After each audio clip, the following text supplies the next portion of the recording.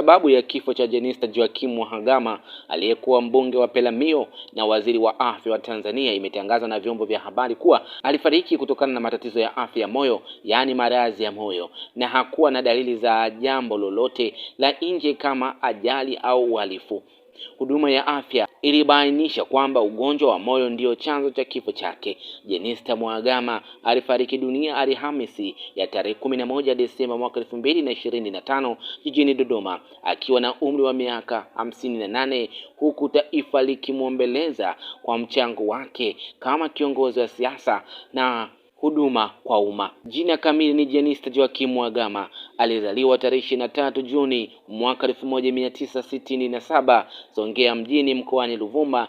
Elimu alisoma katika shule ya sekondari ya wasichana Peramiho na kuhitimu mwaka 1986. Baadaye akapata diploma ya ualimu kutoka Korogwe Teachers Training College mwaka 1989. Kabla ya siasa aliwahi kufanya kazi kama mwalimu kwa miaka 6 kuanzia mwaka 1991 hadi mwaka 1997. Jenista alianza kushiriki kisiasa akiwa mwanachama wa CCM tangu mwaka 1987, akifanya kazi kushikamano wa vijana na wanawake ndani ya chama.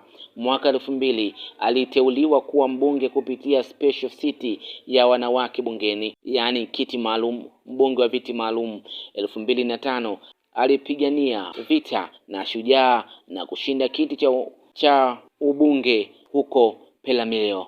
2005 alipiga vita na Shujaa na kushinda kiti cha mbunge wa Peramiho, akimshinda mgombea maarufu wa zamani Simoni Mbilinyi. Tangu wakati huo alishinda viti mbalimbali vya uchaguzi hadi alipofariki. Jenista Mhagama alikuwa maarufu kwa kushika nyadhifa mbalimbali serikalini kwa zaidi ya miaka 20. Alihudumu kama mbunge wa Peramiho tangu mwaka 2005 hadi kifo chake 2025, akiwakilisha wananchi kwa zaidi ya miaka 20.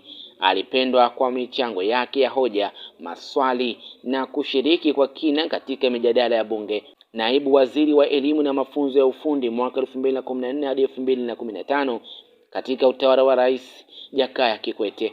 Waziri wa nchi ofisi ya waziri mkuu, sera, bunge, kazi, ajira na vijana na wenye ulemavu chini ya Rais John Pombe Magufuli tangu mwaka 2015. Waziri wa ofisi ya Rais, utawala bora na huduma za umma kuanzia Januari mwaka 2022.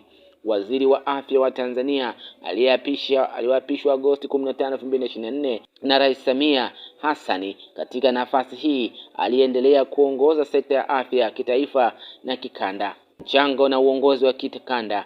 Mnamo mwaka 2025 alichaguliwa kuwa makamu mwenyekiti wa kamati ya wakuu wa afya wa Afrika Mashariki, akitoa nafasi ya kuongoza siasa ya afya kikanda. Jenista Mhagama anakumbukwa kama kiongozi mwenye kujitolea na bidii kubwa kwa umma, mwalimu na kiongozi aliyezalisha asali kwa vijana, wanawake na maendeleo ya kijamii. Mwanasiasa aliyechaguliwa kwa kura nyingi zaidi kwa ufanisi wake na uaminifu kwa wananchi wake. Shiriki madhubuti wa sera za kitaifa, hasa katika elimu, ajira, afya na ustawi wa jamii. Jenista Mhagama alifariki dunia tarehe 11 mwezi wa 12 mwaka 2025 jijini Dodoma akiwa na umri wa miaka 58. Mwili wake ulipangwa kuzikwa Desemba 16, 2025 katika kijiji cha Luanda, Mbinga mkoani Ruvuma.